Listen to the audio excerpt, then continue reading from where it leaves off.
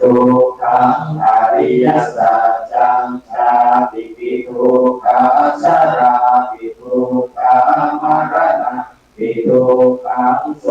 กปริเทวทุกขโทมนัสสุปายาสาปิทุกขาอาปิเยหิสัมปโยโคทุกโขติเยหิวิปโยโคทุกโขยังปิชังนาลปัตติกาปิทุกขังสังกิเตนะปัญจวัฏฏะขันธาตุกายิทังโสปะนะภิกขเวทุกขสมุทัยโย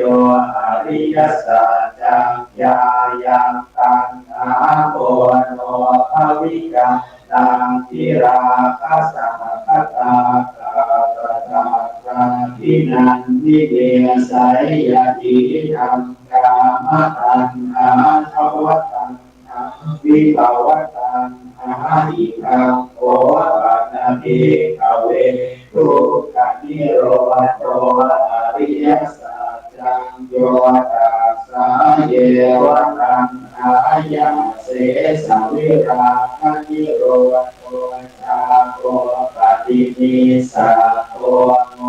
ติอนาลโยอิทังโกปัฏฐิภเวทุกขนิโรธคามิเตปฏิปทาอริยสัจจังอายังเทวะอริโยสังคิโกภาโกสัยยติธังสัมมาทิฏฐิสัมมาสังกัปปะสัมมาวาจาสัมมากัมมันโตสัมมาอาชีวะสัมมาวายาโม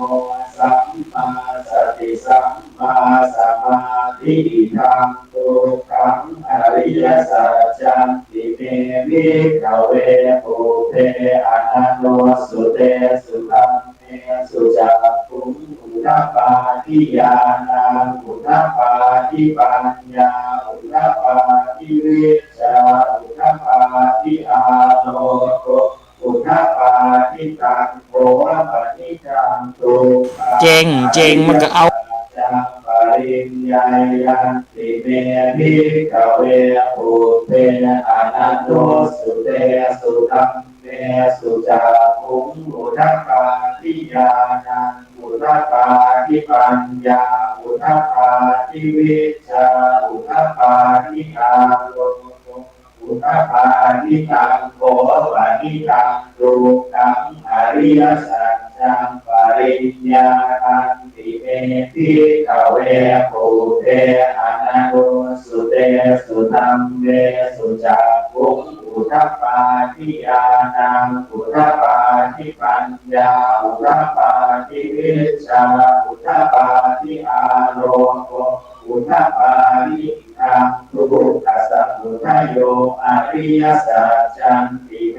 ภิกขเวปุเพอนันโนสุเตสุตัมเมสุจักขุงอุทธัปปาทิญาณังอุทธัปปาทิปัญญาอุทธัปปาทิวิชชาอุทธัปปาทิอาโลโกอุทธัปปาทิตังโภปนิทังทุกขสมุทัยโยอริยสัจจังตัปปันติเตภิกขเวปุเพอนันโนสุเตสุธัมเมสุจักขุงอุทธัปปาทิญาณังอุทธัปปาทิปัญญาอุทธัปปาทิวิชชาอุทธัปปาทิอาโลโกอุทธัปปาทิตังโภปนิทังทุกขสมุทัยโยอริยสัจจังปรินันติเมภิกขเวปุเพอนันโนสุเตสุตัมเมสุจักขุงอุทธัปปาทิญาณังอุทธัปปาทิปัญญาอุทธัปปาทิวิชชาอุทธัปปาทิอาโลโกอุทธัปปาทิทังทุกขนิโรธอริยสัจจังติเมภิกขเวปุเพอนันโนสุเตสุธัมเมสุจักขุงอุทธัปปาทิญาณังอุท ทธัปปาทิปัญญาอุทธัปปาทิวิชชาอุทธัปปาทิอาโลโกอุทธัปปาทิตังโกปะนิทังตุอนิโรโธอริยสัจจังสัจจิกาตัปปันติเตภิกขเวภูเตอานันโนสุเตสุธัมเมสุจักขุงอุทธัปปาทิญาณังอุทธัปปาทิปัญญาอุทธัปปาทิวิชชาอุทธัปปาทิอาโลโกอุทธัปปาทิตังโกปะนิทังตุอนิโรโธอริยสัจจังสัจจิกาติเมภิกขเวภูเตอานันโนสุเตสุธัมเมสุจักขุงอุทธัปปาทิญาณังอุทธัปปาทิปัญญาอุทธัปปาทิวิชชาอุทธัปปาทิอาโลโกอุทธัปปาทิอิทังทุกขนิโรธคามิเนปฏิปทาอริยสัจจันติเนภิกขเวภูเตอานันโนสุเตสุธัมเมสุจักขุงอุทธัปปาทิญาณังอุทธัปปาทิปัญญาอุทธัปปาทิวิชชาอุทธัปปาทิอาโลโกอุทธัปปาทิตังโกปะนิทังตุกานิโรธคามินีปฏิปทาอริยสัจจังภาเวตัมปันติเมภิกขเวภูเตอานันโนสุเตสุธัมเมสุจักขุงอุทธัปปาทิญาณังอุทธัปปาทิปัญญาอุทธัปปาทิวิชชาอุทธัปปาทิอาโลโกอุทธัปปาทิตังโกปะนิทังตุอนิโรธคามิเนปฏิปทาอริยสัจจังอาวิคันติเตภิกขเวภูเตอานันโนสุเตสุธัมเมสุจักขุงอุทธัปปาทิญาณังอุทธัปปาทิปัญญาอุทธัปปาทิวิชชาอุทธัปปาทิอาโลโกอุทธัปปาทิยาวกีวัจจเตภิกขเวอิเมสุจตุสุอริยสัจเจสุเอวะติปริวัตตังทวาทัสสะการังยะถาภูนังญาณทัสสะนังนสุวิสุทธังอโหสิเทวตาวะภิกขเวสเทวะเทโลเกสมาระเกสัพพะมะเกสัสสะมณัพพะมณิยาปชายสเทวะมนุสายะอนุตตรังสัมมาสัมโพธิอริสัมพุทโตอาจัญญาสิงยโตกัโตเมภิกขเวอิเมสุจตุสุอริยสัจเจสุเอวังปริวาตังทวาทัสสะการังยะถาภูตังญาณทัสสะนังสุวิสุทธังอโหสิอัฏฐานังภิกขเวสเทวะเกโลเกสมาระเกสัพพะมะเกสัสสะมณัพพะมณิยาปชายสเทวะมนุสายะอนุตตรังสัมมาสัมโพธิอภิสัมพุทโธปัจจัญญาสิญญาณัจจวัฏเมธัสสะนังอุทธัปปาทิปปุปาเนวิโมติอายมันติมาชาตินาทิทานะอุณาภโวตินะภโวจะภควะอาตมนาปัจจวัคคียาภิกขุภควโตภาสิตังทันตินันตุอิมาสมิจารณวายาการาสิงหังยามาเนอายัสสมโตโพธัญญาสวิราชังวีปะมะลังธรรมจักขุงอุทธัปปาทิยังกิจจิสัพพุทัยธัมมังสัพพัตตังนิโร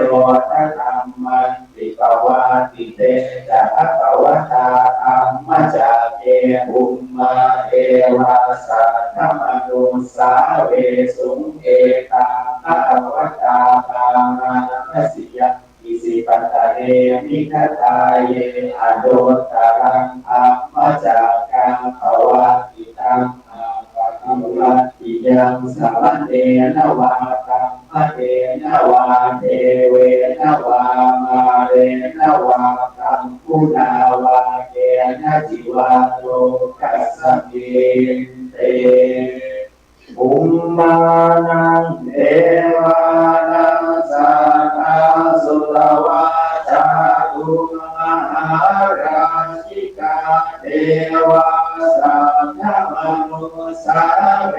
สุจาตุมหาราชิกานังเทวานังสัตตังสุตวาอวติงสาเทวาสัตถมนุสาเวสุตาวติงสานังเทวานังสัตตังสุตวายามาเทวาสัตถมนุสาเวสุยามานังเทวานังสัตตังสุตวาปุสิตังเทวาสัตถมนุสาเวสุตุสิตานังเทวานังสัตตังสุตวานิมานารติเทวาสัตถมนุสาเวสุนิมานารตินังเทวานังสัตตังสุตวาปะระนิมิตวะสวัสติเทวาสัตถมนุสาเวสุปาราดิมิตาวาสวัสตินังเทวานังสัทธาสุตวาคัมภกายิกาเทวาสัทธมนุสาเว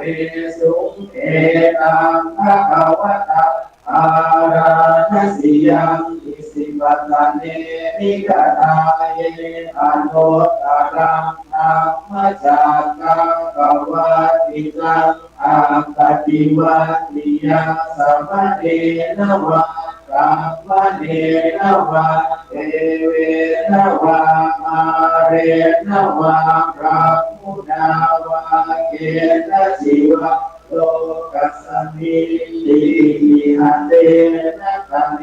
นะเตนะภูเตนะยาวะกัมมะโลกัสสัตโต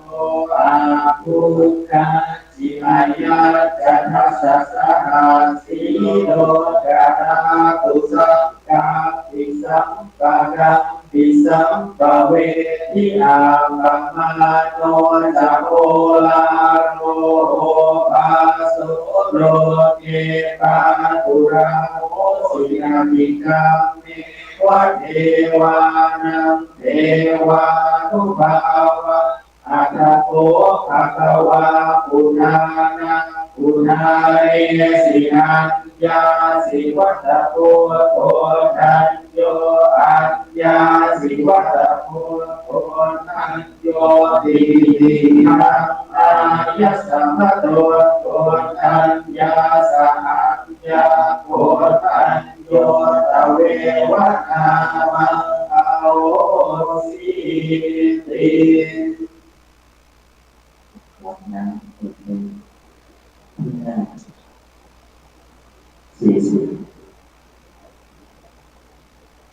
ท่านตวายาอุทิศนาทิฏฐานาคาทานโยปนามาเสนิมินาพุทธกาเมนะอุปัชฌายาตุตระอาจาริยุปการะจนะตะปินาสยัตตกาสุริโยจันทิมาราชาคุณวันตานาราปิจา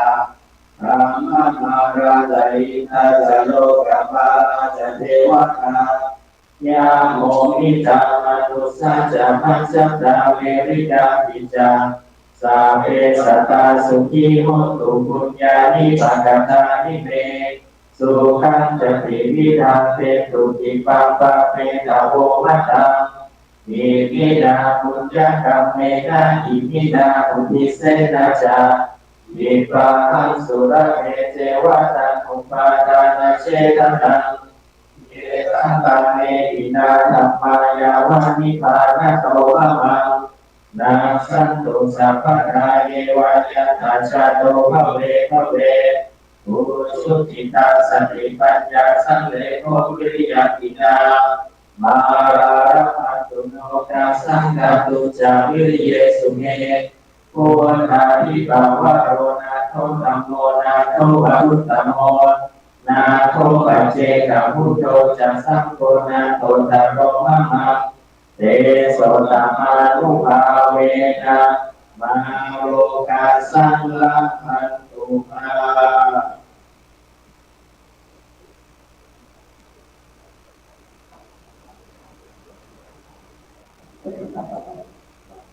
นักกรรมฐานเนาะ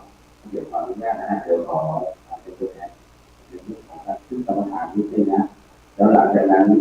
ต่อจากกรรมฐานเสร็จปุ๊บก็จะเป็นในส่วนของ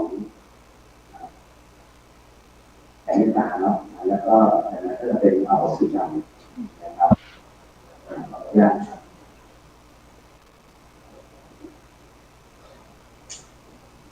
ปุยมันจะมีสังราชาระโตปัสสะสติ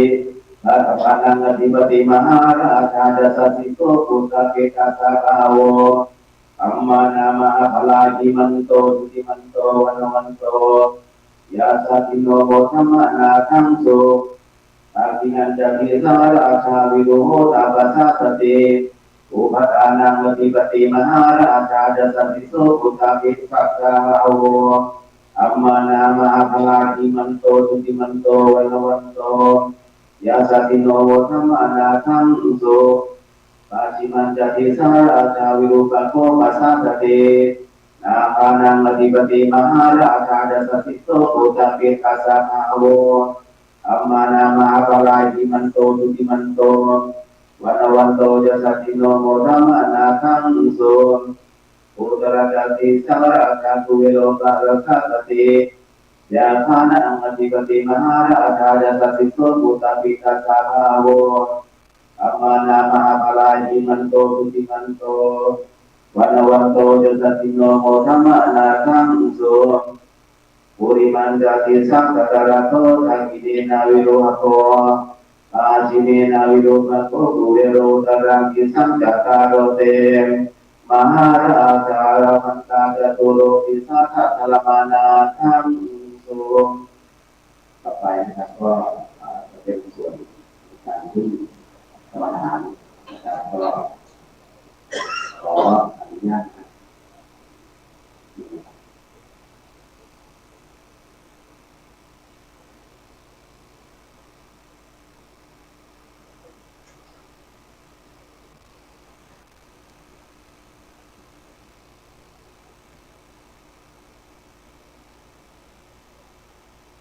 ขออนุญาตให้ท่าน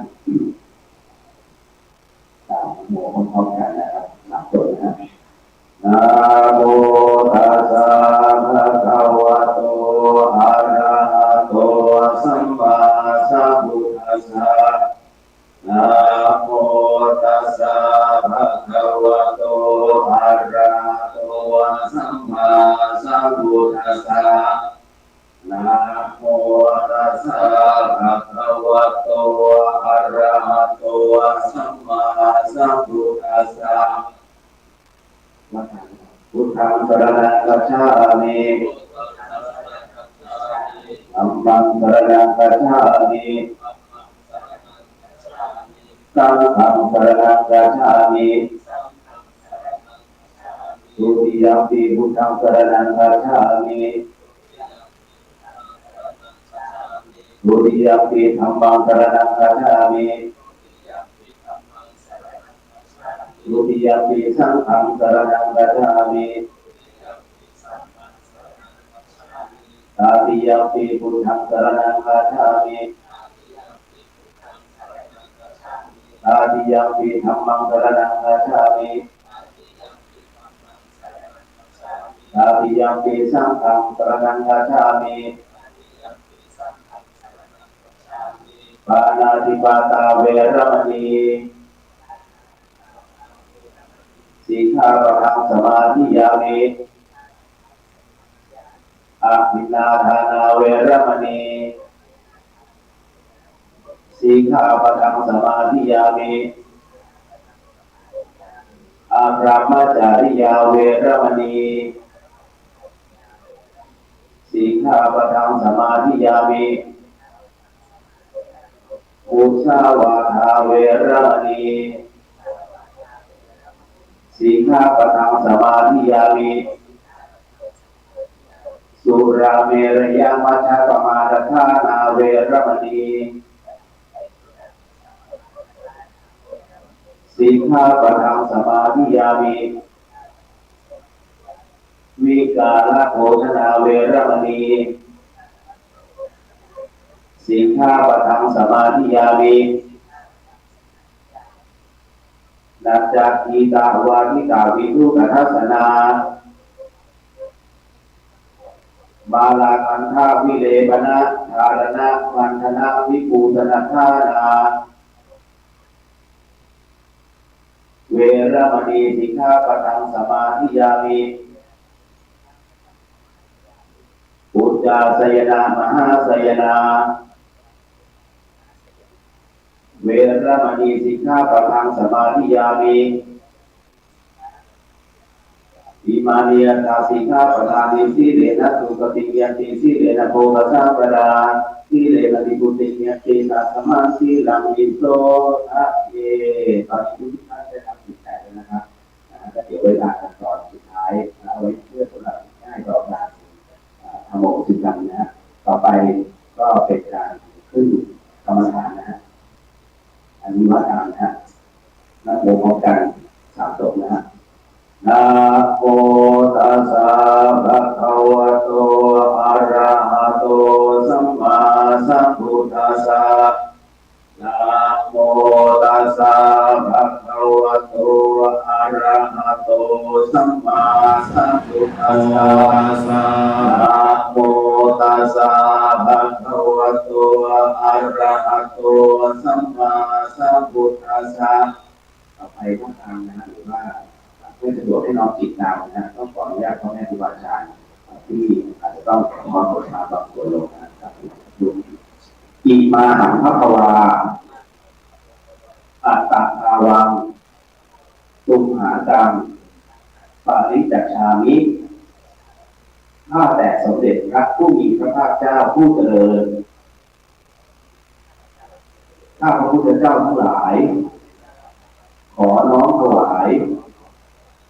ขอมอบกายแด่องค์สมเด็จพระสัมมาสัมพุทธเจ้าข้าพระพุทธเจ้าทั้งหลายขออาราธนาบารมี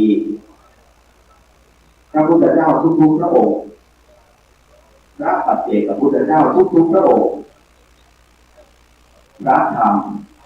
และพระอริยสงฆ์ทั้งหลายครูบาอาจารย์ทั้งหลายสืบกันมาขอได้โปรดยกจิตของข้าพเจ้าขึ้นสู่ภาวะพระกรรมฐานทั้ง40ทัศพระปิติทั้ง5และวิปัสสนาญาณทั้ง9ขอพระกรรมฐานทั้ง40ทัศพระปิติทั้ง5และวิปัสสนาญาณทั้ง9จงมาบังเกิดปรากฏในกายทวารในวจีทวารในมโนทวารของข้าพระพุทธเจ้าณกาลบัดเดี๋ยวนี้เถิดขอได้โปรดยกจิตของข้าพเจ้าขึ้นสู่ภาวะแห่งเนกขจิตสามารถกำหนดจิตรู้ภาวะการต่างๆทั้งเหตุผลอดีตอนาคต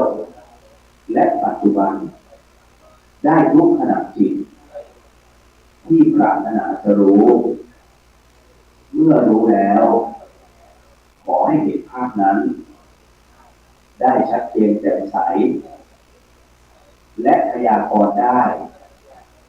ตามความเป็นจริงทุกประการเหตุใดที่จะพึงบังเกิดแก่ข้าพเจ้าขอให้ข้าพเจ้าได้รู้เหตุนั้นได้โดยไม่ต้องกำหนดอีก แม้แต่ประการใดนับการบัดเดี๋ยวนี้เธอต่อไปก็เป็นช่วงของการนั่งสมาธินะครับก็ขอให้ทุกท่านนะครับนั่งสมาธิโดยที่เรียกว่าจะให้ตัวเองทรมานนะครับก็ต้องขออนุญาตนะเพราะแม่ครูอาจารย์ที่นั่งอยู่นะตรงนี้บางท่านนะครับพรรษามากเกินนะครับก็เนื่องจากตรงนี้นะฮะในภาคส่วนของวันพิเศษนะตอนนี้ก็ต้องขออนุญาตนะครับของพ่อแม่ครูอาจารย์ถ้าท่านใดที่อยู่ขนาดแบบไหนรูปแบบไหนก็ขอให้ท่านนั้นได้นั่งสมาธิตามเหตุปัจจัยของท่านส่วนทุกท่านที่นั่งอยู่ตรงนี้นะครับกรณีการนั่งสมาธินั้นถ้าท่านต้องการจะวางลมหายใจนะครับก็แนะนำว่าง่ายที่สุดก็คือหายใจสูดเข้าไปหายใจลึกๆนะแล้วก็วางลมหายใจแรกเลยที่สะดือหรือไม่ก็ท้องน้อยซึ่งต่ำกว่าสะดือประมาณ1 คืบนั่นหรือ1 ฝ่ามือเท่านั้นนะครับแต่ท้ายที่สุดแล้วเนี่ยให้สติตามลมหายใจให้ได้นั่นหมายถึงว่าเมื่อเราหายใจเข้าแล้วก็ผ่อนลมหายใจออกให้เอาสติตามให้ได้นะครับข้อแม้ของการนั่งสมาธิของวันไตรมิตรนั่นก็คือว่าอะไรก็ตามที่เป็นเหตุให้เราต้องคิดนะฮะหรือว่าเป็นอุปสรรคในความคิดทางด้านจิตนั้นนะฮะทั้งวันที่ผ่านมานั้นขอวางลงก่อนอย่าแบกเอาไว้นะฮะขอให้กระจัดมันไปอะไรก็ตามที่เป็นแผนโยกหน้าเป็นแบบนี้นั้นนะก็ขอให้งดในการคิดก็ขอให้วางไว้เช่นกันขอให้อยู่กับปัจจุบันเพราะฉะนั้นณขณะนี้นะถ้าสามารถบริกรรมได้เมื่อหายใจเข้าก็ท่องว่าพุทหายใจออกก็ท่องว่าโธยาวๆนะครับหรือท่านใดที่เข้าไปในส่วนของวัดพระสูงวัดพระเจ้าพระยานั้นก็หายใจเข้าก็นะมะหายใจออกให้เป็นคาถะหายใจเข้านะมะหายใจออกเป็นคาถะหรือท่านใดที่ถนัดสัมมาอรหังนะฮะก็สามารถใช้ได้หรือท่านใดที่จะถนัดมองรูปนะฮะก็สามารถใช้ได้เช่นกันก็ตามความถนัดแต่ละท่านก็ขอเรียนตามอาจารย์หลวงพ่อจับเวลานะครับ10 นาทีเหมือนเดิมนะครับขอ15 นาทีนะครับในกรณีตรงนี้นี่เองนะเนื่องจากว่าวันนี้เป็นช่วงของการทำอโหสิกรรมนะฮะก็ขออนุญาตเขาได้ประจานนะตรงนี้แล้วก็ทุกท่านนะครับ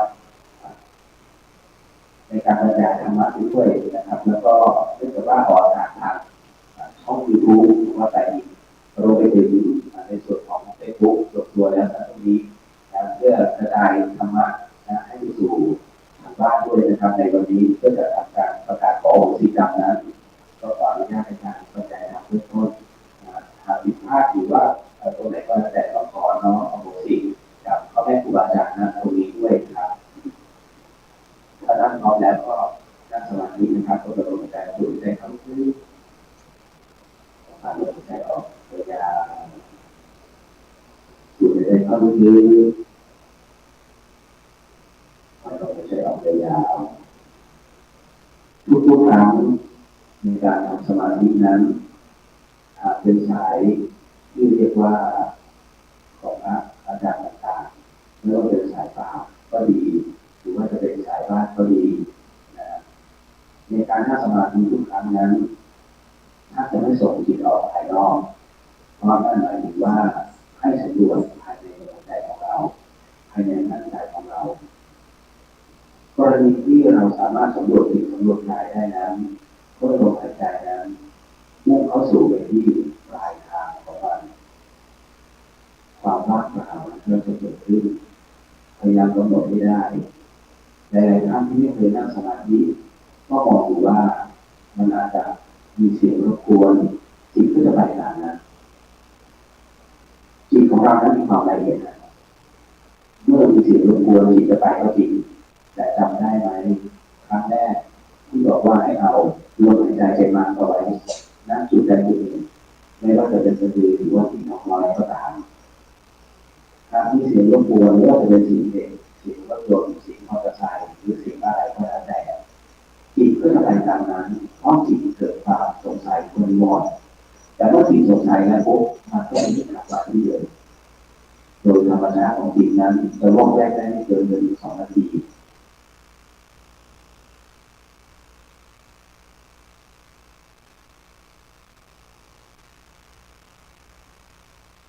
กลับมาเราฝึกทุกวันทุกวันทุกวันจิตนั้นก็จะคงที่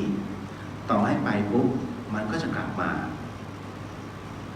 การนั่งสมาธินั้นตามหลักวิทยาศาสตร์แล้วเป็นที่ยอมรับกัน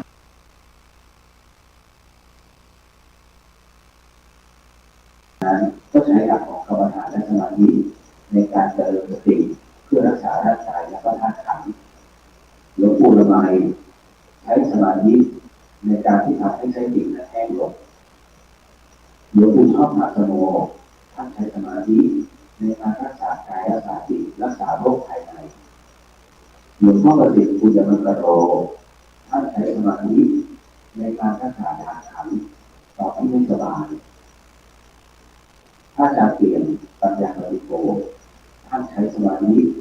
ในการโขมโรคร้ายท่านหมายถึงว่ามันเป็นเหลืองให้จางไป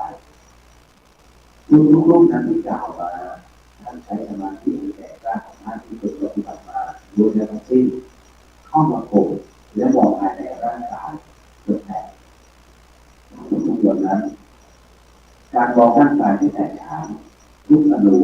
ไม่ว่าจะเป็นเส้นเลือดปอดน้ำตับ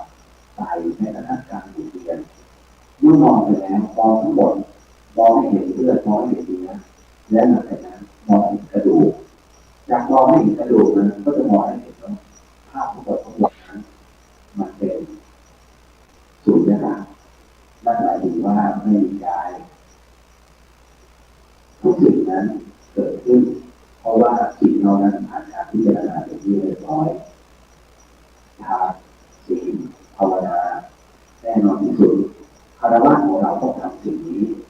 เพราะการภาวนานั้นเกิดขึ้นเนื่องจากว่าคารวะของเราต้องไปเป็นกับโลกธรรมแต่ตัวทานศีลภาวนาเป็นหน้าที่ของพระภิกษุที่ท่านต้องพิจารณาด้วยหลักปัญญาดังนั้นในส่วนของทานศีลและปัญญานั้นจึงเกิดกับท่านเราท่านนั้นที่เป็นคารวะสามารถทำได้ไหมสามารถทำได้แต่นั่นหมายถึงว่าถ้าต้องผ่านผลที่สุดของโลกธรรมที่เรียบร้อยแล้วนั่นเองผลที่สุดนั้นเป็นแค่ผลคร่าวๆในลำดับต่อไปท่านมีจิตอันพร้อมแล้วก็อยากจะให้ท่านนั้นอยากจะนำจิตของท่านนั้นออกสู่ภายนอกแท้จริงของสมาธินั้นให้สู่ภายในแต่ในส่วนของมโนมยิทธินั้นให้ออกสู่ภายนอกได้ไม่เกินเดือน9ของร่างกายนั่นหมายถึงว่าเมื่อเราถอดจิตออกมาแล้วกายที่2ของเรานั้นจะอยู่ได้ไม่เกินเดือน9วัตถุประสงค์ของพระเดชพระคุณพระราชโภชนานั้นหมายถึงว่าทำไมที่ไม่ให้ฝึกไปมากกว่านี้นั่นก็หมายถึงว่าท่านให้สำรวจกายมากกว่ากายของเราเป็นอย่างไรเราใช้ชีวิตมาถึงวันนี้เราเห็นกายของเรามากน้อยแค่ไหนนั่นหมายถึงว่าให้ท่านพิจารณาสังขารนั่นเองท่านให้พิจารณาในความไม่เที่ยงที่เกิดขึ้นนั่นคือกฎไตรลักษณ์เพราะฉะนั้นณตอนนี้ผมเองก็อยากจะนำพาทุกท่านนั้นพาจิตนั้นออกมาข้างนอกนะครับหากทำได้ก็หมายถึงว่าท่านทำได้แต่หากท่านทำไม่ได้เลยคิดว่าเราทำไม่ได้หรือเปล่าการเกิดขึ้นนั่นคือหมายถึงว่าท่านเกิดที่วันนั้นความสงสัยขอท่านมาดูเลยว่านั่นคืออันที่หนึ่งกำลังสมาธิให้ดีอันที่2ก็หมายถึงว่าท่านฝึกปืนน้อยไปดังนั้นก็ขออนุญาตนะครับในกรณีตัวนี้แค่ช่วงเวลาเดียวเท่านั้นนะเพราะว่าเดี๋ยวจะเกิดเวลาถ้าเกิดเวลาขึ้นมานะครับเดี๋ยวเราก็อาจจะควบคุมยากนิดนึงนะครับขอให้ทุกท่านนั้นสูดหายใจเข้าลึกๆและต้องต่อเวลาเอาสูดหายใจเข้าลึกๆแล้วก็ให้ออกผ่านทางสูดลมหายใจเข้าต่อเวลาให้กำหนดลมหายใจตามปกติได้ณ บัดนี้ขอให้รับรู้ว่าการที่2ของท่านนั้นตอนนี้เราจะอยู่ที่เดิม วันนี้พระเดชพระคุณต้องขออนุญาตพระเดชพระคุณพระราชกรมยานและสมเด็จพระบาทขอให้นำทุกท่านกายที่สองนั้นขอให้ออกมาด้านนอกให้เกิดเป็นเจ้าอยู่ด้านหน้าของทุกท่านแล้ววันนั้นจะนั่งอยู่บนเก้าอี้นั่งอยู่บนโซฟานั่งอยู่บนพื้นหรือแม้แต่อยู่ในห้องพระหรือในห้องนั่งอยู่ที่พนักก็ตามขอให้รับรู้ไว้ว่าที่เรื่องการของท่านนั้นเป็นแค่สิ่งพลังงาน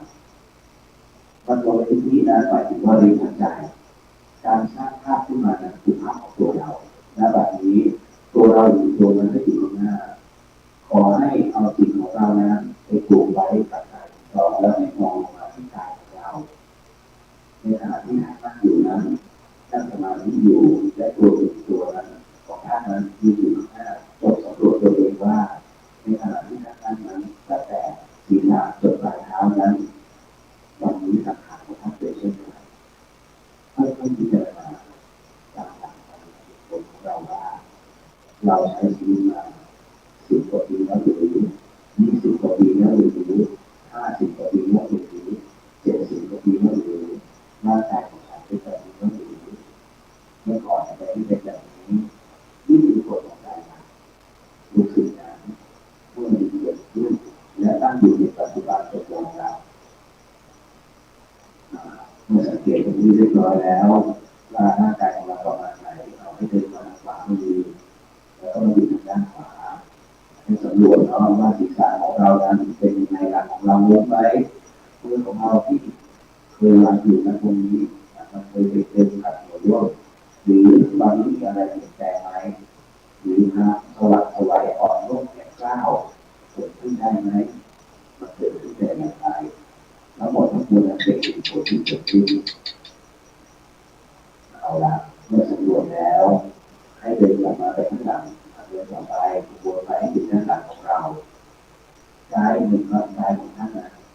และปักอยู่ในขณะแต่เราก็ยังมองอยู่ขณะด้านหลังของเราได้แผ่นหลังของเราเป็นแบบไหนหลังโกดทุกข้อเกิดขึ้นได้อย่างไรจะสังเกตได้ว่ากายที่สองนั้นจะไม่รู้สึกว่าปวดจะไม่รู้สึกว่าเจ็บไม่รู้สึกว่าอะไรนั่นหมายถึงว่านี่คือพลังงานที่ถูกแยกออกมาแต่ร่างกายของเราที่นั่นอยู่นั้นเป็นเช่นไรนั้นไม่รู้สึกได้เพราะเราอยู่ในรูปของสมาธิเมื่อรับรู้แล้วเดินวนต่อไปอยู่ด้านซ้ายเมื่ออยู่แล้วผมมองผมพิจารณาผมที่เคยขาวผมที่เคยดำกับขาวในส่วนของศีรษะของเราเป็นอย่างไรเคยเจ็บเคยเป็นแผลเคยปวดมันปวดเพราะอะไรและแต่ละสังเกตที่ต้นแขนมาที่มือมาที่เอวมาที่หน้าขาความเปลี่ยนแปลงที่เกิดขึ้นได้อย่างไรทั้งหมดทั้งมวลที่คุณพระเจ้านั้นให้พิจารณาเมื่อพิจารณาแล้วลงใจแล้วนั่นคือเป็นปัจจัยเพื่อเราจะพิจารณาแล้วว่าการเปลี่ยนแปลงใจเป็นเช่นไรนั่นคือกฎของการเรียนรู้ถ้าเดินกลับมาอยู่ด้านหน้าของตัวท่านตามหลักณตอนนี้จิตของท่านนั้นได้อยู่เร็วได้จิตอยู่เร็วนั้นอนุญาตให้ท่านนั้นระลึกได้ถึงบุคคลหนึ่งบุคคลที่ไม่ได้อยู่แล้วบนโลกใบนี้ขอให้บุคคลท่านนั้นได้มาอยู่ใกล้ๆและร่วมโภชนาของท่านนะให้รู้ชื่อนะครับของตัวเราเองแล้วถ้าบุคคลท่านนั้นแบบนี้ได้มาปรากฏจะมีเรื่องเอาไว้จะสังเกตว่าเขาอยากจะยืนเหมือนกับเราแต่เขาตอนนี้กลับต้องย่อตัวพวกเราเพราะว่าบุญเราเยอะกว่าเอาละก็ขอให้รายชื่อที่ท่านถือว่าบุคคลที่ท่านดีนะถือว่านำมาท่านตรงนี้นั้นก็ขอให้กลับเข้าสู่ที่เดิมถ้าถือภพภูมิในส่วนไหนก็ขอให้กลับไปสู่ที่เดิมเนาะเอาละแล้วก็ขอให้เราได้ที่สองท่านนั้นได้กลับเข้ามาสู่ในร่างของกายสมาธิมาตรงนี้สู่ใจเป็นยืนยาวอารมณ์ให้เราเป็นยาวสู่ใจทั้งยาวสู่ลมให้เราเป็นยาวเข้าสู่ในช่วงของสมาธิ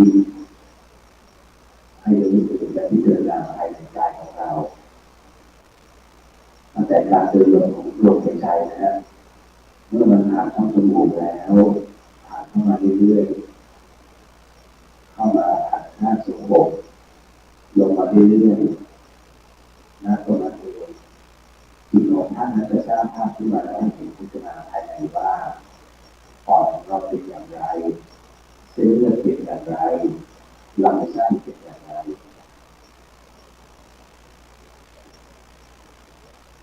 ถ้าเราสังเกตว่าความร้อนที่เกิดขึ้นธาตุไฟที่เกิดขึ้นมันอยู่ในร่างกายนั้นบวกกับธาตุน้ำที่เหลือในเวียนนั้นมันมีการทำงานเกิดขึ้นตลอดเวลาส่วนธาตุลมนั้นก็เหมือนกับความพลังงานเข้าสู่ร่างกายให้ธาตุไฟและธาตุน้ำทำงานเพราะฉะนั้นธาตุดินนั้นหมายถึงร่างกายนั้นทำให้เรานั้นได้นั่งแล้วก็รู้สึกตามเหตุปัจจัยที่เรารู้สึกแต่ท้ายที่สุดแล้วเมื่อธาตุทั้งสี่รวมกันมันคือตัวเรานั่นเองตัวเราจะทำนี้อารมณ์ใช่ไหมตัวเราจะทำอารมณ์ใช่ไหมถ้าสมมติว่าที่เราทำอยู่นั้นมันคือรูปเมื่อพอลมมันใช้ออกมันคือนามเห็นไหมทั้งรูปและนามนั้นมันเกิดขึ้นให้สิ่งมากพอกันมากดังตรงนี้ขอแสดงความยินดีด้วยท่านได้อย่างที่หนึ่งเป็นเรื่องน้อยจากเหตุปัจจัยในการสูดหายใจเข้าพอลมหายใจออกให้ท่านพิจารณาว่าแล้วอะไรจะเป็นปัจจัยที่เราหายใจเข้าและหายใจออกเมื่อท่านพิจารณาไปเรียบร้อยรู้ว่าร่างกายนั้นมันก็มีการหายใจมีการทำงานของลมเกิดขึ้นแล้วก็ต้องมีการหายใจของลมเกิดขึ้นเมื่อหายใจเข้าก็ต้องหายใจออกเมื่อหายใจผลเป็นที่เรียบร้อยแล้วขอแสดงความยินดีด้วยท่านเข้าสู่การสอบทั้งหมดทั้งมวลนี้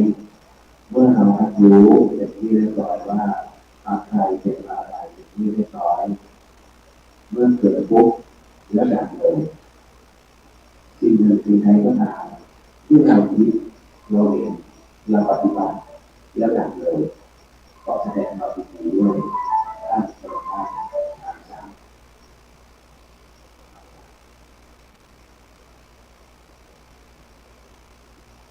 ได้เวลาพอสมควรแล้วขอที่ว่าที่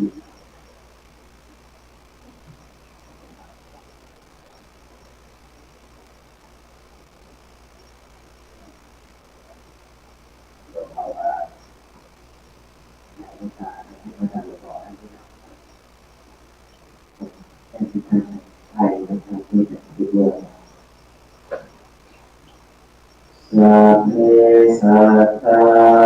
สัตว์ทั้งหลายที่เป็นเพื่อนทุกข์เกิดแก่เจ็บตายด้วยกันทั้งหมดทั้งสิ้นเวลาจงเป็นสุขเถิดอย่าได้มีเวรแก่กันและกันเลยพยาปัจจาจงเป็นสุขเถิดอย่าได้เบียดเบียนซึ่งกันและกันเลยอานิคาจงเป็นสุขเถิดอย่าได้มีความทุกข์กายทุกข์ใจเลยสุขีอาคานังปริหารันตุจงมีความสุขกายสุขใจรักษาตนให้พ้นจากทุกข์ไปทั้งสิ้นเถิดท่านทั้งหลายที่ท่านได้ทุกข์ขอให้ท่านมีความสุขท่านทั้งหลายที่ท่านได้สุขขอให้สุขยิ่งขึ้นไปสัพเพสัตตาสัตว์ทั้งหลายที่เกิดเป็นชาราพุชาที่เกิดเป็นนันทชาติ ที่เกิดเป็นสังเสทาชาที่เกิดเป็นโอปาปานิกาจงมารับเอากุศลผลบุญให้ทั่วทุกตัวสัตว์เถิดต่อไปก็จะเป็นเรื่องของที่การครับ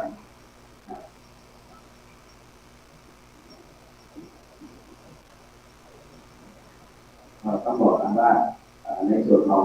บทของสีดำนั้นเนี่ยเดี๋ยวจะมีช่วงหนึ่งเป็นการสมาทานศีลห้าเมื่อกี้ทุกท่านได้สมาทานศีลแปดไปแล้วนะครับเพราะฉะนั้นศีลห้าที่จะให้ท่านกล่าวตามนั้นหมายถึงว่าให้ท่านนำสำหรับสัพพวิญญาณนะฮะหรือว่าบุคคลที่ไม่สามารถจะกล่าวในศีลห้านี้ได้นะครับที่ประโยชน์ของอาจารย์ท่านก็ขอให้ระลึกถึงว่าเป็นผู้แทนว่ากล่าวแทนท่านเนาะเพราะฉะนั้นตอนนี้ผมขออนุญาตนะครับเป็นผู้นำและตรงนี้สำหรับน้องๆพยาบาลนะครับที่อยู่หน้าห้อง ICU ก็ได้รับแจ้งตรงนี้ว่าคุณหมอเนี่ยถึงขาดก็ไม่เป็นไรนะเป็นการลงเวลาไปต่อไปนะครับก็ขออนุญาตนิดนึงแล้วกันนะเป็นตัวแทนท่านใดที่กล่าวตามให้ก็กล่าวตามท่านใดที่ไม่สะดวกกล่าวตามให้น้องติดตามนะฮะ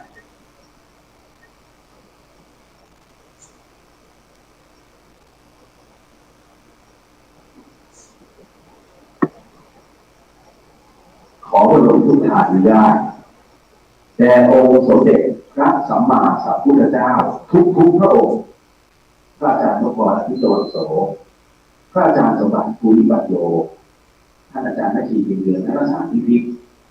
พระอาจารย์ภัสกรภูริวัฒโนและพระอาจารย์เกียรติโลกิติวัฒโนผู้เริ่มต้นในการขอพระอาจารย์อโหสิกรรมให้กับเหล่าพรหมเทพเทวดาทั้งหลายสรรพสัตว์สัพพวิญญาณทั้งหลาย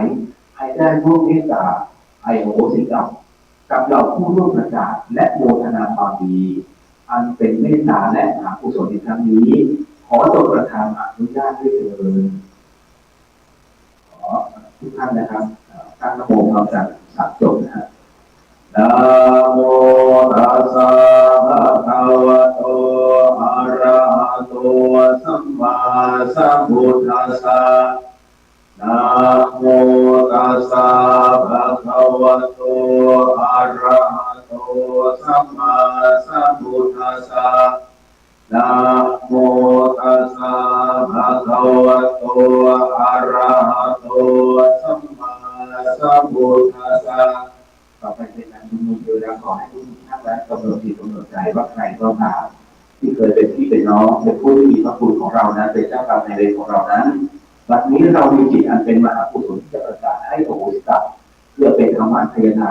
ที่ขอเชิญท่านทั้งหลายเหล่านั้นมาร่วมเป็นสักขีพยานมาร่วมโมทนาและหากท่านมีจิตเป็นมหากุศลในการร่วมให้อโหสิกรรมไปพร้อมกับเรานั้นก็ขอเชิญด้วยเอาละขอให้ทุกท่านนั้นกำหนดจิตกำหนดใจตามสัมมันตาเตโตเรสุอัตระคันตุเตโรตาสัพพมังมุนิราชาสาสุนันตุสัพพโมคทังสัพเพตาเมจรูปเปกิริสิขารณเตจันตาริเทวิมานี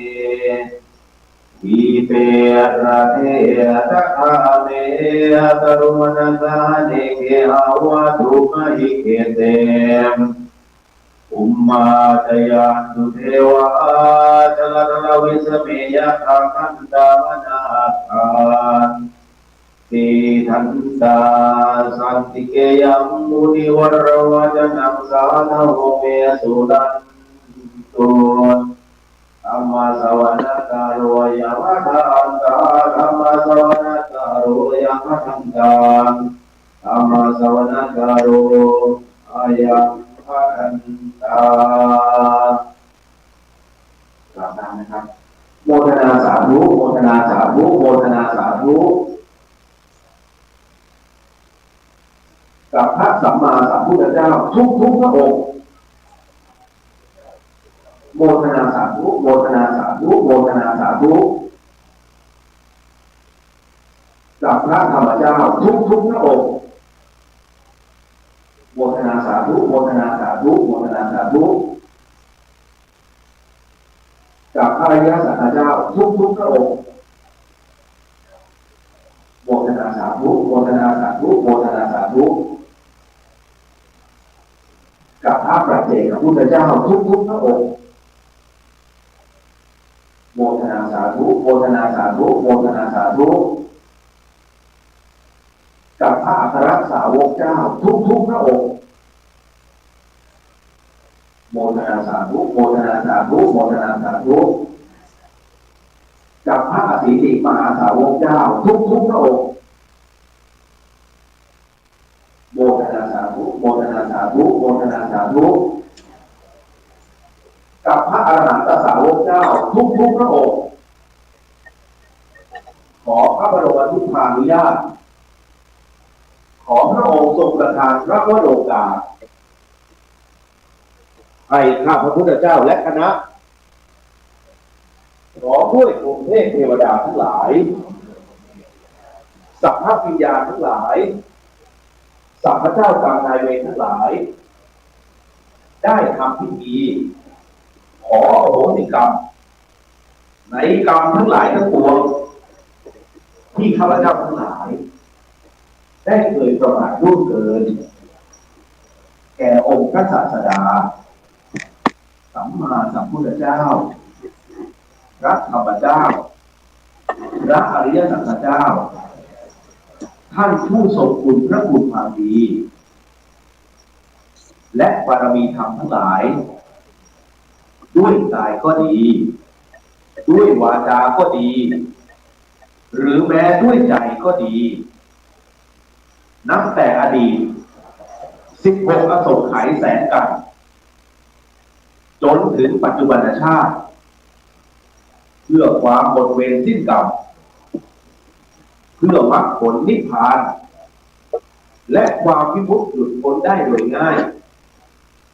ในฉับพลันนี้ด้วยเถิดอนุโมทนาการฉับจบครับนะโมตัสสะภะคะวะโตอะระหะโตสัมมาสัมพุทธัสสะนะโมตัสสะภะคะวะโตอะระหะโตสัมมาสัมพุทธัสสะนะโมตัสสะภะคะวะโตอะระหะโตสัมมาสัมพุทธัสสะกดต่อไปเป็นกดของเข้ามานะเพราะว่าเราไม่รู้ว่าในอดีตชาติหรือว่าปัจจุบันชาตินะเราเคยทำหรือว่าล่วงเกินท่านใดหรือว่ารูปใดเป็นนักก็อยู่ในบทนี้นะว่ากันนะครับสัมมาสัมพุทโธประมาเทนะทวารัตเยนะกตังสัพพังอปราทังคำว่าตุโลคันเตสวาขาโตคำว่าตาธัมโมประมาเทนะทวารัตเยนะกตังสัพพังอปราทังคำว่าตุโลคันเตสุปฏิปันโนภควโตสาวกสังโฆประมาเทนะ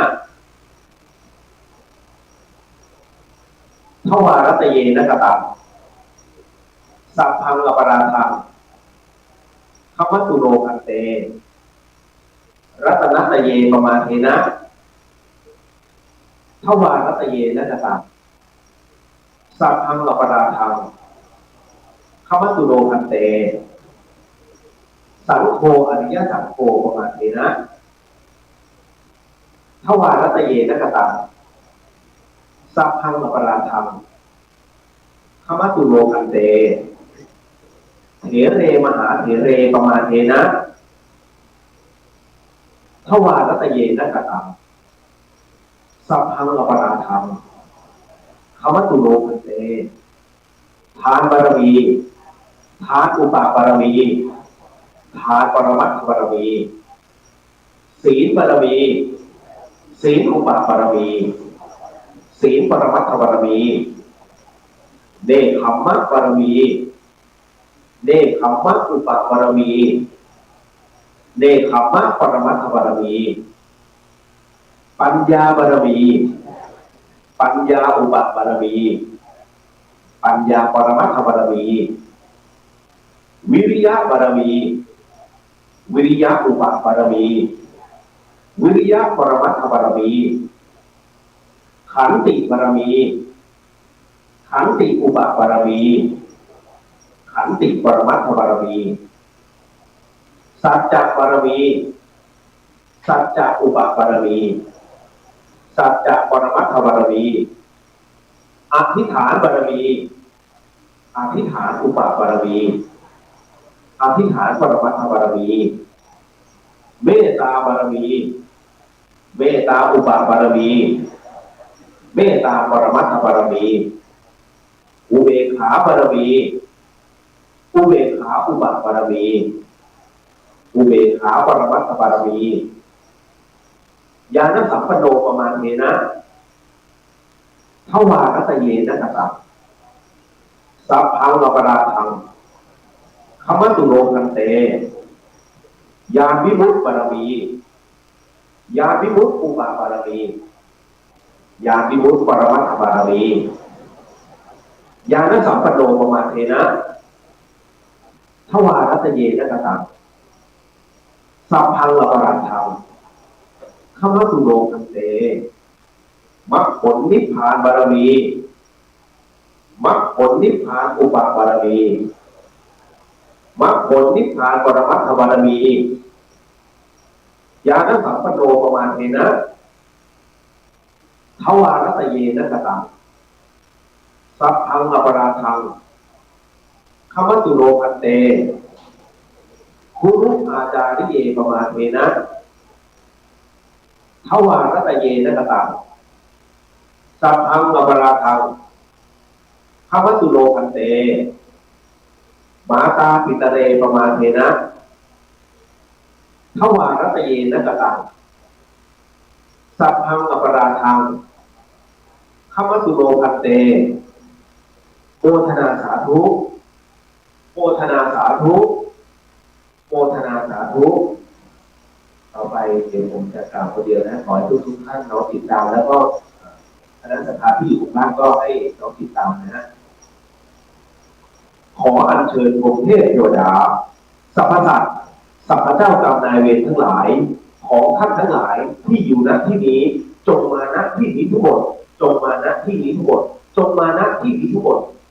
ขอพระบุตรเจ้าที่ดูแลณที่นี้หรือที่พักที่อยู่ที่อาศัยของทุกท่านที่ได้ชมได้ยินได้ฟังอยู่ช่วยเปิดทางด้วยขอท่านเท้าพระยายมราชท่านเท้าจตุโลกบาลขอเมตตามาดูแลความเรียบร้อยขออย่าให้ใครมากันแกล้งขัดขวางเมื่อมาถึงแล้วที่เป็นสัตว์น้อยเป็นคนที่เป็นสัตว์น้อยเป็นคนที่เป็นสัตว์น้อยเป็นคนที่เป็นคนแล้วขอให้เป็นคนโดยสมบูรณ์บริบูรณ์ที่เป็นคนแล้วขอให้เป็นคนโดยสมบูรณ์บริบูรณ์ที่เป็นคนแล้วขอให้เป็นคนโดยสมบูรณ์บริบูรณ์ด้วยแขนขาตาหูจมูกปากลิ้นกายใจอวัยวะการสั่งสอนครบถ้วนด้วยแขนขาตาหูจมูกปากลิ้นกายใจอวัยวะการสั่งสอนครบถ้วนด้วยแขนขาตาหูจมูกปากลิ้นกายใจอวัยวะการสั่งสอนครบถ้วนขอให้หายจากทุกขเวทนาขอให้หายจากทุกขเวทนาขอให้หายจากทุกขเวทนาข้าพเจ้าขอแผ่ความดีให้ข้าพเจ้าขอแผ่ความดีให้ข้าพเจ้าขอแผ่ความดีให้ขอให้พูดได้ขอให้พูดได้ขอให้พูดได้ขอให้พูดภาษาไทยขอให้พูดภาษาไทยขอให้พูดภาษาไทยขอให้ฟังภาษาไทยรู้เรื่องขอให้ฟังภาษาไทยรู้เรื่องขอให้ฟังภาษาไทยรู้เรื่องขอให้สมถะศีล5ได้ขอให้สมถะศีล5ได้ขอให้สมถะศีล5ได้ปัจจุบันท่านทั้งหลายไม่ได้ทำกรรมชั่วอยู่จึงสมถะศีล5ได้ปัจจุบันท่านทั้งหลายไม่ได้ทำกรรมชั่วอยู่จึงสมถะศีล5ได้ปัจจุบันท่านทั้งหลายไม่ได้ทำกรรมชั่วอยู่จึงสมถะศีล5ได้ก็ขอให้ท่านทั้งหลายนั้นเป็นตัวแทนหรือว่าเป็นผู้กล่าวสมถะศีล5ก็ให้กำหนดแล้วกันนะว่าท่านอยากจะให้ผู้ใดที่เราเป็นล่วงเกินหรือว่าล่วงลับไปแล้วมาร่วมโมทนาในส่วนของตัวเองก็ให้น้องจิตน้องใจแล้วก็วาดชื่อแล้วก็นามสกุลมาด้วยนะก็ขอให้ทุกท่านนั้นร่วมน้องจิตน้องใจเพื่อให้เราสมถะสัมพุทธญาณสัมพเจ้ากรรมนายเวรทั้งหลายได้มาสัมปทานไปพร้อมๆกับพวกเราพวกเรานั้นว่าไปพร้อมๆกันหรือว่าน้องจิตไปพร้อมๆกันต่อไปนี้เป็นศีล5ที่ท่านทั้งหลายเป็นตัวแทนให้กับเราสัมผัสวิญญาณทั้งหลายนะฮะเราประสาทสัมผัสวิญญาณทั้งหลายที่ไม่สามารถจะกล่าวได้พุทโธธัมโมสังโฆศีลข้อ 1ไม่ฆ่าสัตว์ ศีลข้อ2ไม่ลักทรัพย์ศีลข้อ3ไม่ประพฤติผิดในกามศีลข้อ4ไม่พูดเท็จศีลข้อ5ไม่ดื่มสุราและของมึนเมาบัดนี้ข้าพเจ้าตั้งใจรักษาศีลแล้วบัดนี้ข้าพเจ้าคือผู้มีศีลข้าพเจ้าผู้มีศีลละอายต่อการทำความชั่วกลัวต่อผลของบาปกรรมข้าพเจ้าผู้มีศีลมีฮิริโอตปะมีกายเป็นมนุษย์มีใจเป็นเทวดาเป็นมนุษย์สัตว์นิโวผู้เข้าถึงความเป็นสหายกับเราเทวดาทั้งหลายณ บัดนี้ข้าพเจ้าทั้งหลายจะได้ประกาศให้อโหสิกรรมเป็นอภัยทานเป็นสัจจวาจาขอให้ทุกท่านกล่าวนะโมสามจบพร้อมกันครับนะโมตัสสะภะคะวะโตอะระหะโตสัมมาสัมพุทธัสสะนะโมตัสสะภะคะวะโตอะระหะโตสัมมาสัมพุทธัสสะนะโมตัสสะภะคะวะโตอะระหะโตสัมมาสัมพุทธัสสะข้าพระพุทธเจ้าทั้งหลายขออาราธนาพระสัมมาสัมพุทธเจ้าพระธรรมเจ้าพระอริยสังฆเจ้าพระปัจเจกพุทธเจ้าพระอสิติมหาสาวกเจ้าพระอรหันตสาวกเจ้าทุกพระองค์ท่านท้าวพญายมราชท่านท้าวจตุโลกบาลพระสยามเทวาธิราชและคณะทุกพระองค์ขอจงโปรดเมตตากรุณาเสด็จมาเป็นสักขีพยานและผู้โฆษณาในการให้อโหสิกรรมแก่กันและกันและแก่ผู้ที่เคยล่วงเกินต่อข้าพระพุทธเจ้ามาแล้วทั้งหลายทั้งปวงในทุกกับทุกกันทุกอสงไขยจนถึงปัจจุบันชาติข้าพระพุทธเจ้าทั้งหลายขอประกาศให้อโหสิกรรมแก่ตัวข้าพเจ้าเองตลอดจนถึงพ่อแม่พี่น้องปู่ย่าตายายลุงป้าน้าอาบุตรธิดาภรรยาสามีลูกหลานเหลนทั้งหลายญาติมิตรสหายทั้งหลายหมู่คณะผู้ร่วมงานทั้งหลายเจ้านายลูกน้องทั้งหลายคู่แข่งคู่ค้าคู่รักคู่แค้นคู่บุญคู่กรรมทั้งหลายครูบาอาจารย์ทั้งหลายอุปชฌาย์อาจารย์ทั้งหลายตลอดจนพรหมเทพเทวดามนุษย์สรรพสัตว์สัพพเจ้าขออภัยครับสัพพวิญญาณสัพพเจ้ากรรมนายเวรทั้งหลายทั้งปวงทุกท่านทุกพระองค์ที่เคยเห็นข้าทำร้ายรังแกต้นจี้ลักขโมยเบียดบังยักยอกข่มขืนผิดประเวณีโกหกหลอกลวงต้มตุ๋นคดโกงระบาดสัตว์หักหลังทรยศอากตัญญูเสียดสีด่าว่าบังคับขืนใจให้กินเหล้าเมายาทั้งแก่ตัวข้าพเจ้าเองหรือแม้ในบุคคลและสิ่งที่ข้าพเจ้ารักโกรธแค้นไม่ว่าชาตินี้ภพนี้หรือในภพชาติใดๆก็ตามในทุกกับทุกกันทุกอสงไขยเจตนาหรือไม่เจตนาต่อหน้ารับหลังรู้ไม่รู้อันเป็นเหตุให้ข้าพเจ้าทั้งหลาย ทุกกายก็ดีทุกใจก็ดีข้าพเจ้าขออโหสิกรรมและให้อโหสิกรรมแก่ท่านทั้งหลายทุกปวงจนหมดสิ้นตั้งแต่บัดนี้ตราบเท่าเข้าสู่พระนิพพานการอาฆาตพยาบาทสาปแช่งจองเวรจองกรรมใดๆที่ข้าพเจ้าได้เคยประกาศไว้หรือผูกใจเก็บไว้ในชาตินี้ภพนี้หรือในภพชาติใดๆก็ตามข้าพเจ้าขอให้โอโหสิกรรมยกเลิกให้เป็นโมฆะทั้งสิ้นเพื่อให้หมดเวรสิ้นกรรมต่อกันและกันนับแต่บัดนี้ตราบจนถึงพระนิพพานขอให้เราท่านทั้งหลายที่อยู่พร้อมหน้ากันในที่นี้ตลอดจนพ่อซื้อแม่ซื้อพ่อเกิดแม่เกิดพรหมเทพเทวดาที่ปกปักรักษาข้าพเจ้าทั้งหลายจงทราบว่าบัดนี้ข้าพเจ้าทั้งหลายได้ให้อโหสิกรรมแก่กันและกันแล้วและจะไม่เอาการกระทำทั้งหลายในอดีตมาเป็นเหตุทำร้ายทำลายหรือเบียดเบียนซึ่งกันและกันอีกต่อไปข้าพระพุทธเจ้าทั้งหลายขอโมทนาความดีกับสมเด็จพระสัมมาสัมพุทธเจ้าพระธรรมเจ้าพระอริยสังฆเจ้าพระปัจเจกพุทธเจ้าพระอสิติมหาสาวกเจ้า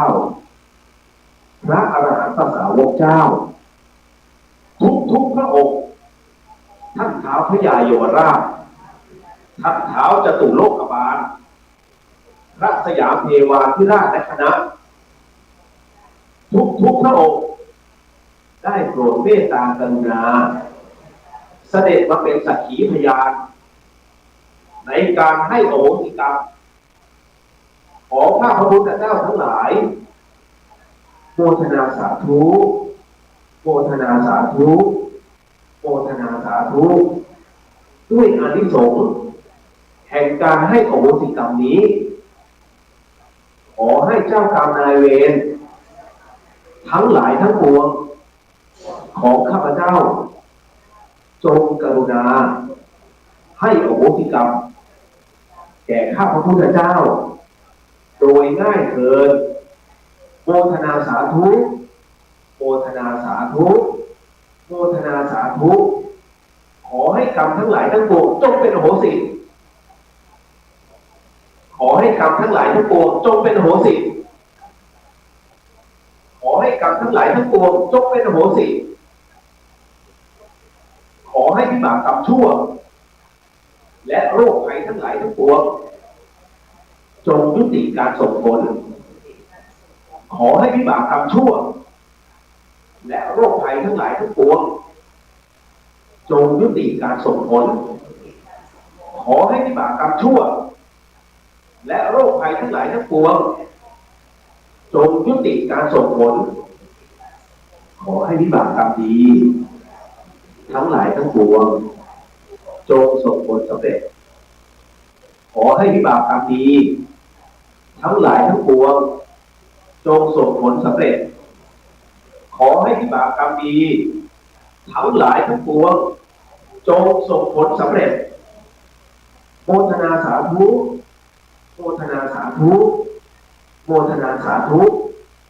ขอให้ข้าพเจ้าร้องด้วยพรหมเทพเทวดาสรรพสัตว์สัพพวิญญาณสัพพเจ้ากรรมนายเวรทั้งหลายทั้งปวงจงสำเร็จมรรคผลนิพพานในชาติปัจจุบันโดยเร็วพลันเถิดให้อโหสิ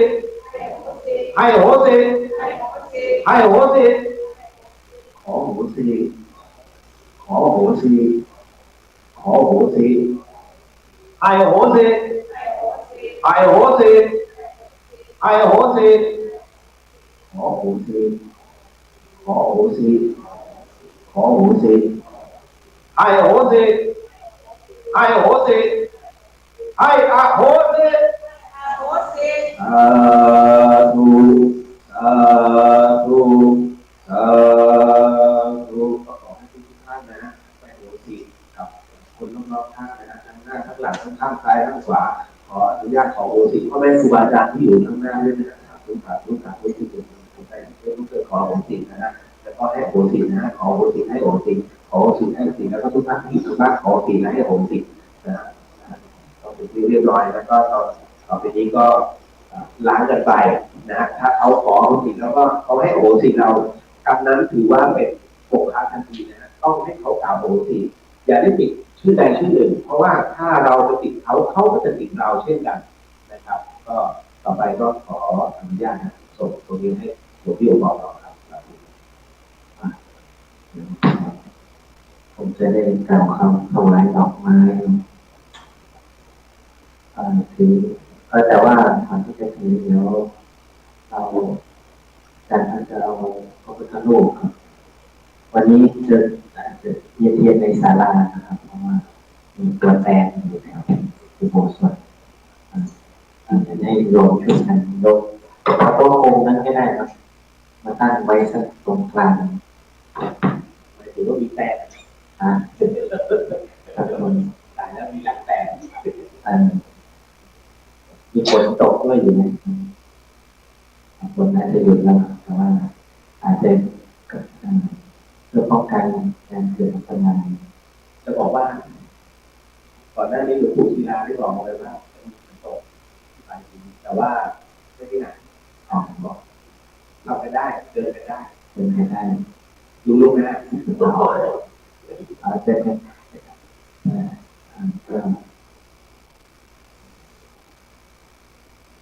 เอาเลยไหมฮะก็จัดพื้นที่เนาะจัดพื้นที่ก่อนนะเดี๋ยวจะได้มีทำพิธีหมายถึงว่าตั้งโต๊ะก่อนนะเดี๋ยวขออนุญาตนะก็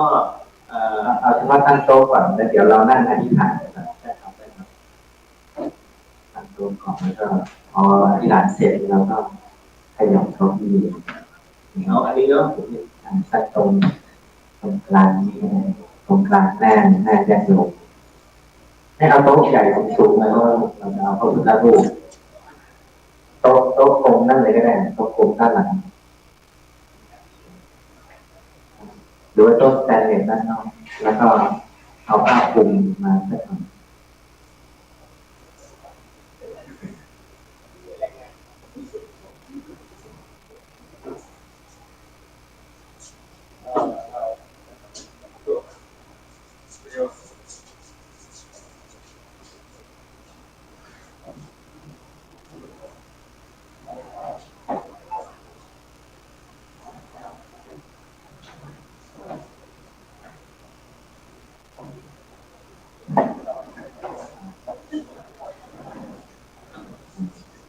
เราจะเดินเวียนขวาเนาะแต่ว่าขยับให้ตรงกลางอีกสักหน่อยขยับไปทางนี้จะได้เวียนท่านใดที่อยู่ทางบ้านเนาะแล้วก็ไม่ได้เวียนเดี๋ยวเรามาเวียนพร้อมกันนะตรงนี้ก็เดี๋ยวขออนุญาตเชิญพระสารีริกธาตุนะซึ่งได้จากคุณประวีณอาจารย์คุณรงค์นะประธานมูลนิธิชมรมพระธาตุในสังฆราชูปถัมภ์นะในพระสังฆราชนะพระบรมสารีริกธาตุเป็นแล้วก็แก่กันก็เนื่องจากว่าวันนี้เป็นวันวิสาขบูชาให้เป็นซึ่งต้องบอกว่าเหมือนกับเป็นวันเกิดของพุทธศาสนานะครับเพราะว่าพระพุทธเจ้าก็ท่านประสูติในวันนี้แล้วก็ตรัสรู้ในวันนี้แล้วก็ได้ทรงทำการปฏิบัติในวันนี้ครับ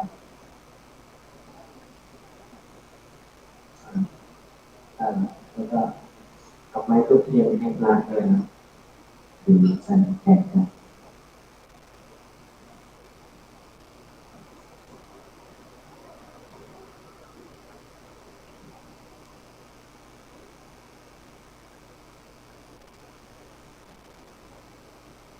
เม็ดการของพิโยเอาทุกเทียนเข้ามา บวชช่วยโยมช่วยสิ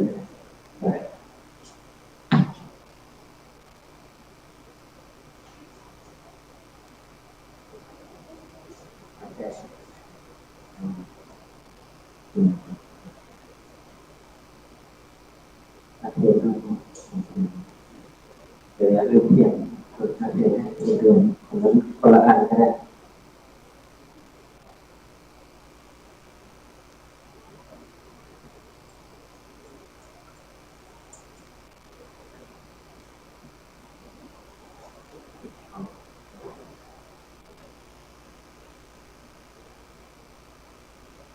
เปิดไปที่571นะเราจะกล่าวคำถวายดอกไม้แปลก็ที่กล่าวคำถวาย171นะ171แต่วันนะโมสามจบแล้วก็กล่าวคำแปล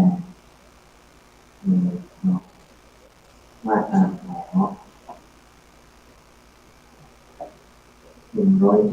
171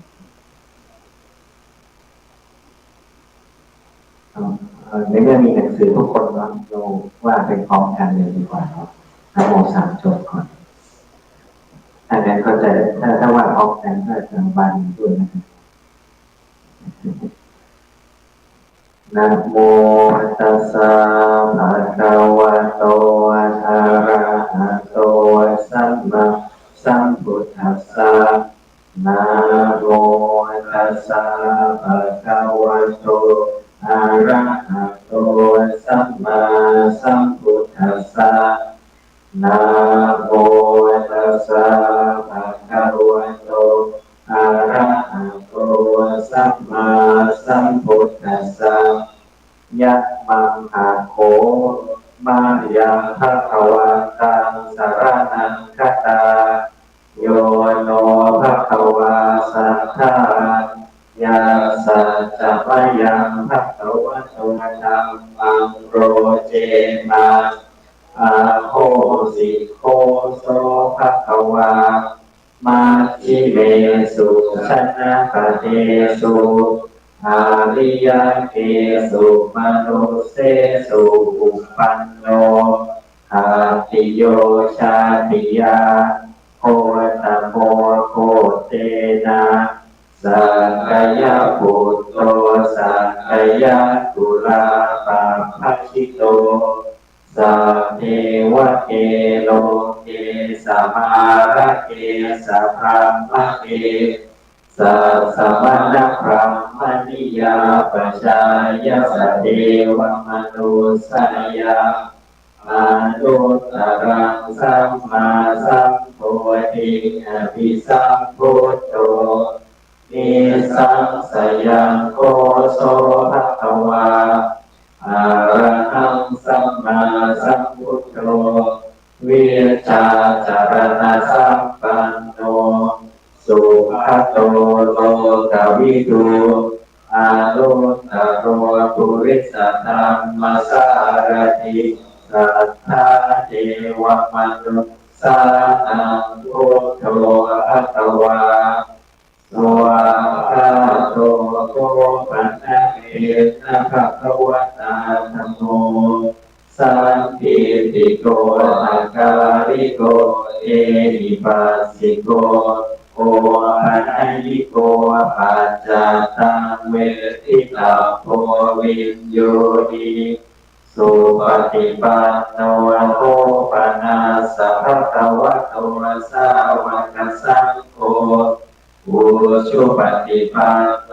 ภะคะวะโตสาวกสังโฆ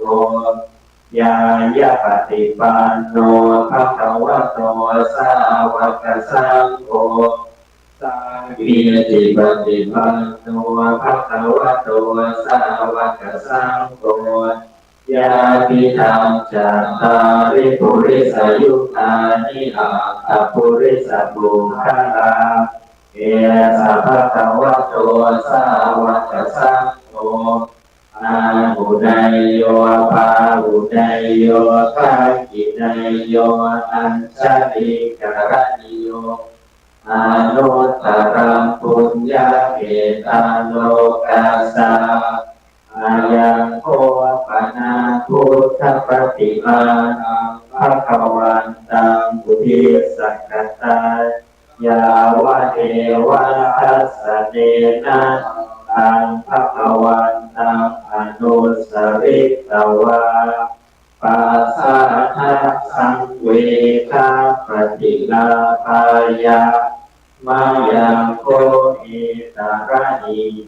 อิมังวิสาขปุณณมีกาลังตัสสะภะคะวะโตชาติสัมโพธิอิทานกาลสัมมตัง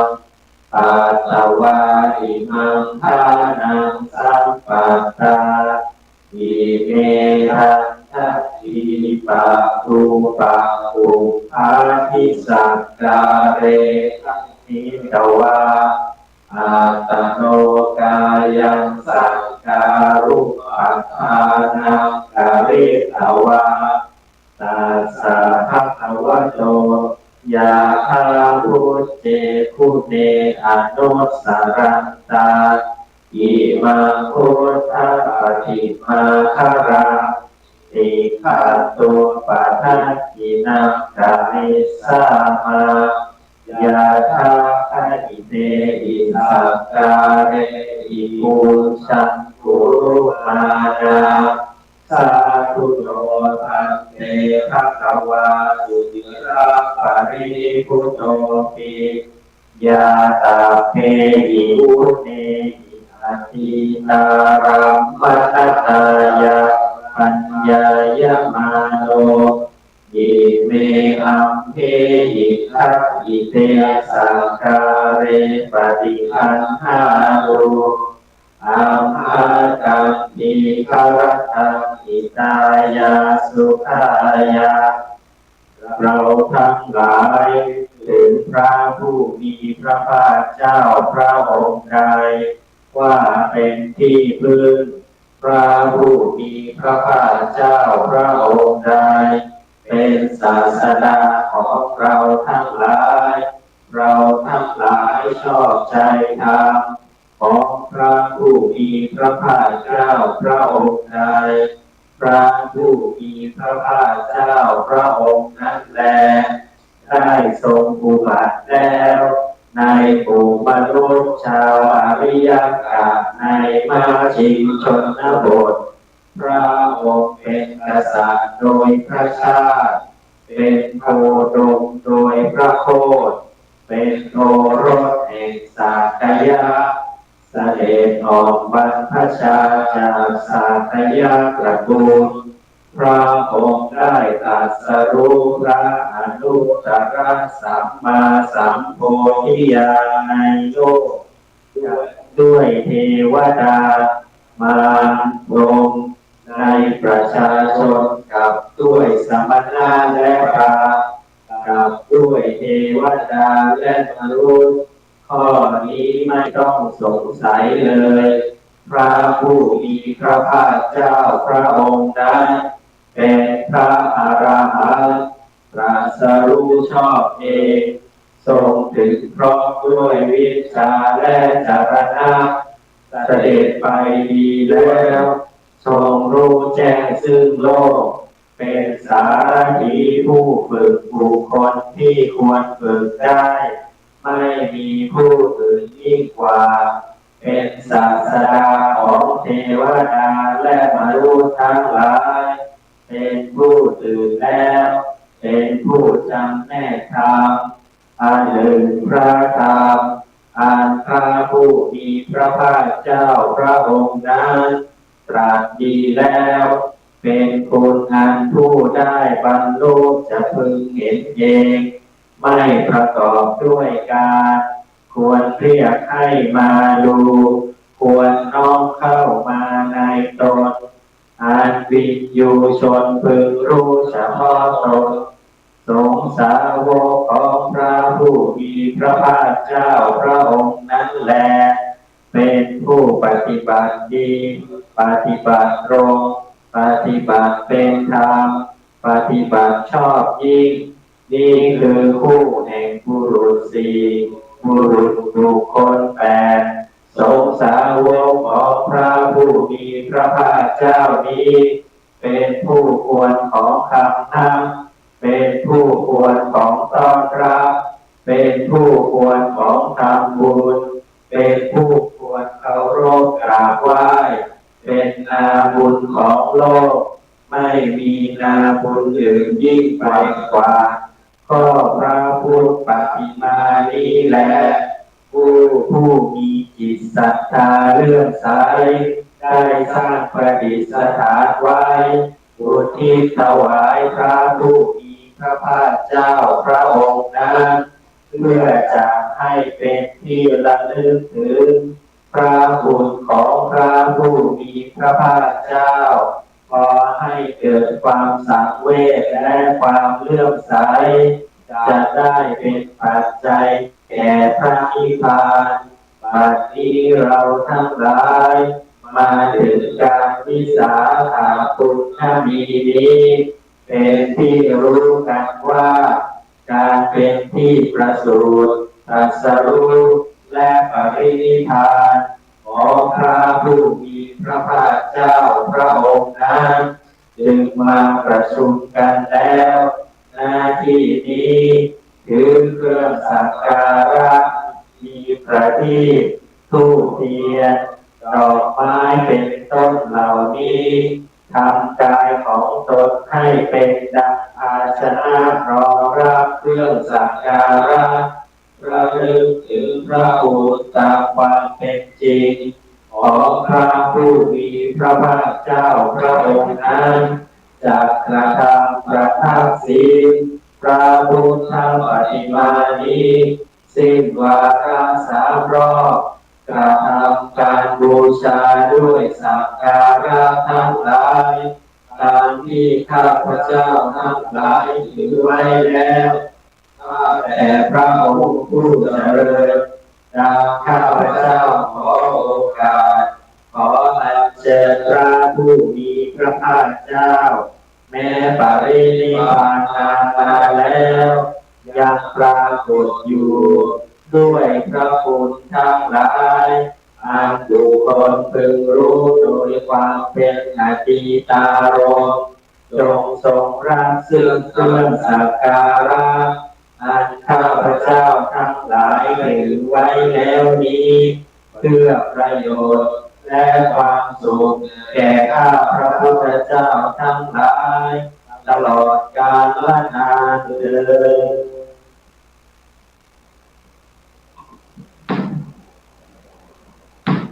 มีบทเปิด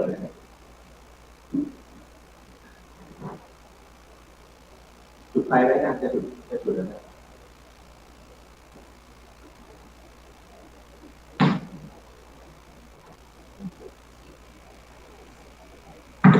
ญาติโยมน้องเก้าอี้ขยับไปไว้ด้านหลังเนาะเชื่อกันจะได้เรียนสะดวก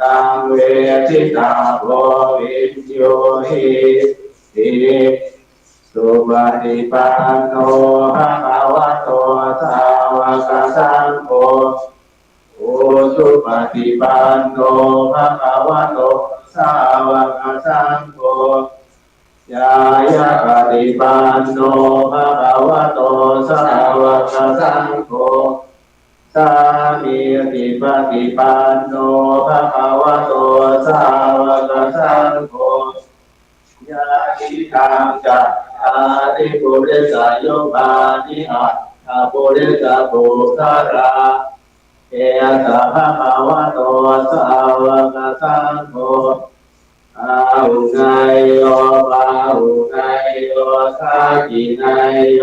อัญชริตระนิโยอโนตระหุญญาเกตังโลกัสสังเอ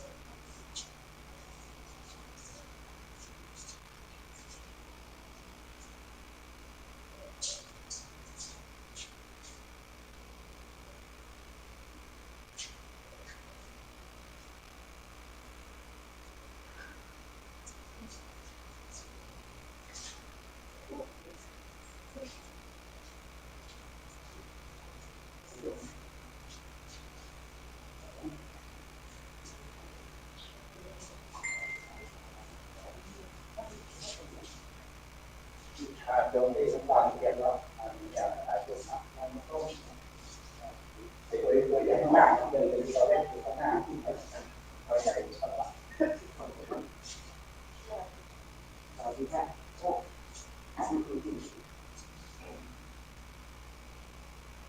จะมาเลยมาให้ได้อายุนิดๆมาได้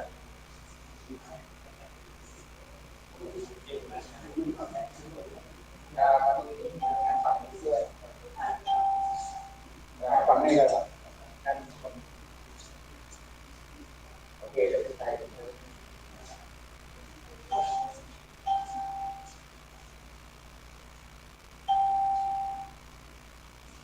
สู้ได้ครับใหญ่ๆไหม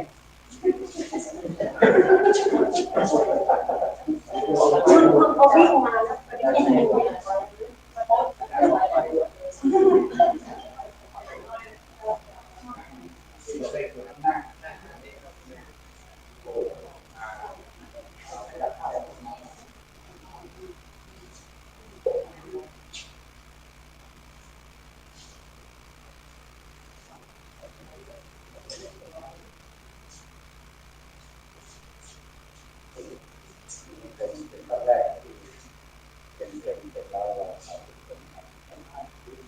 นี่ถ้าใครชนท่าป่ามีให้ได้ให้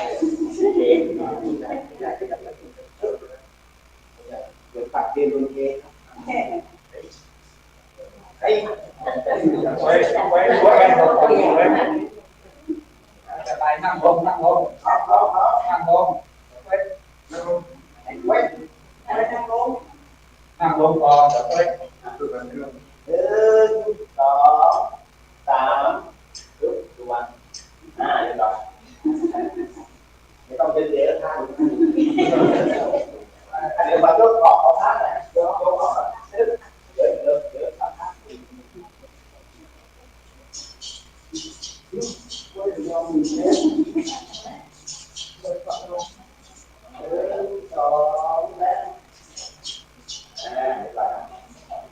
ไปกับการทั้งหมดนะไม่ได้การเขาบอกไม่หมด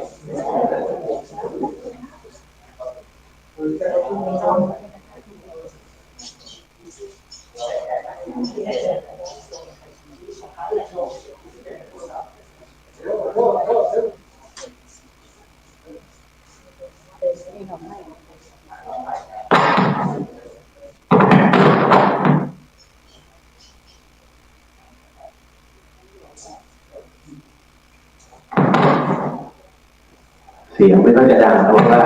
เจ้าถิ่น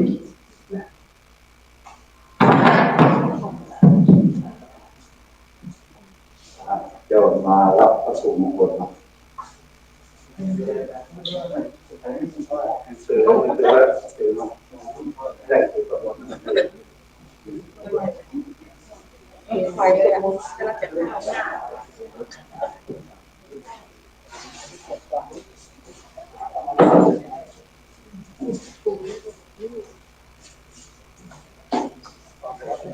อันนี้นะจ๊ะเพราะว่าเดี๋ยวแจ้งต้นเก็บหนักทำไมเอาดีเหรอจะร้องแต่เดี๋ยวแล้วคือต้องงงนะ